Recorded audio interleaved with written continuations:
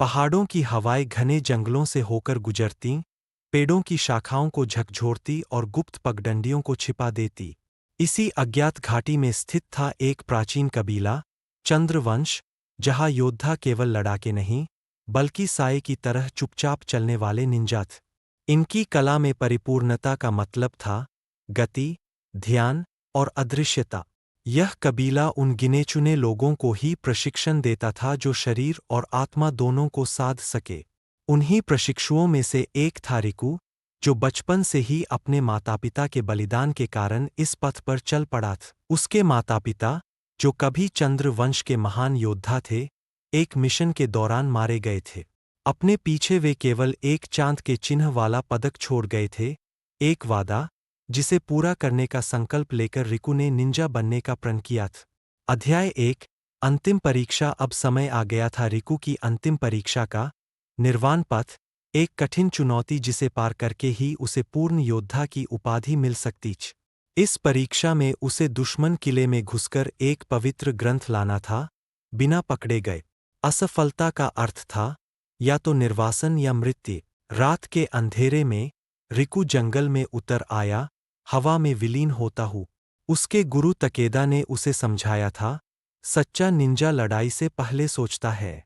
हर चीज, हवा, पेड़ और खामोशी तुम्हारे साथी है। जो इन्हें अपना लेता है, वही अदृश्य हो जाता है। तकेदा की आंखों में गर्व और चिंता की झलक। वापस आओगे तो अपने पूर्वजों के पथ पर चलने का हक पालोगे। रिकू ने अपने काले रेशमी कवच में खुद को समेट लिया, ऐसा कवच जो रोशनी और आवाज दोनों को सोख लेता था। हर कदम उसने सावधानी से रखा, सूखी पत्तियों और टहनियों से बचते हुए। उसका एक ही मंत्र था, अदृश्य, अजय। दुश्मन का किला सामने था, पत्थरों से बना हुआ, लोहे की कड़ी पहरेदारी के साथ। लेकिन रिकू को मुख्य द्वार से जाने की जरूरत नहीं थी। उसने किले की दीवारों को पकड़कर चढ़ना शुरू किया, दीवारों में दरारों और बेलों का सहारा लेते हुए। किले के भीतर चांद की रोशनी आंगन में गिर रही थी, लेकिन रिकू ने सावधानी बरती, उसने अपनी परछाई भी रोशनी में नहीं पड़ने दी। वह जानता था कि पहरेदारों की निगाहें तेज है और एक भी गलती उसे मार सकती। खामोशी के साथ ही किले के भीतर लोहे और धूप की मिलीजुली गंध फैली थी। अब उसकी असली परीक्षा थी, गलियारों में गुपचुप चलना और कोई हलचल न करना। तकेदा की बातें उसके मन में गूंज रही थीं, हर जगह एक अंधा कोना होता है, बस उसे ढूंढ लो और तुम अदृश्य हो जाओगे। दीवारों से सकते हुए और स्तंभों के पीछे छिपते हुए रिकू आगे बढ़ा। आखिरकार वह उस कक्ष तक पहुंचा जहां पवित्र ग्रंथ रखा था। उसे दो पहरेदारों ने घेरा हुआ था। उनसे सीधे भिड़ना मतलब था खतरे को न्योता देना। रिकू ने अपनी पोटली से एक छोटी सी शीशी निकाली, जिस नींद लाने वाला चूर्ण था। उसने उसे धीरे से हवा में उड़ाए।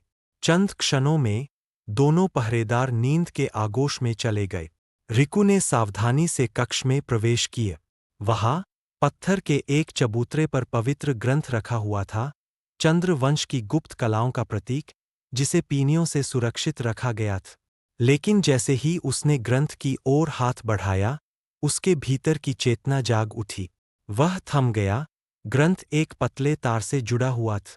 यह एक जाल था। अगर ग्रंथ जरा भी हिला, तो दीवारों में छिपी घंटियां बज उठतीं और पहरेदार दौड़ पड़ते। धैर्य से रिकू ने अपनी छोटी कुनी, छुरी, निकाली और तार को इस तरह काटा कि घंटियां न बज सके। जब जाल निष्क्रिय हो गया, तब उसने ग्रंथ उठाया और अपनी कमरबंद में छिपा लिए।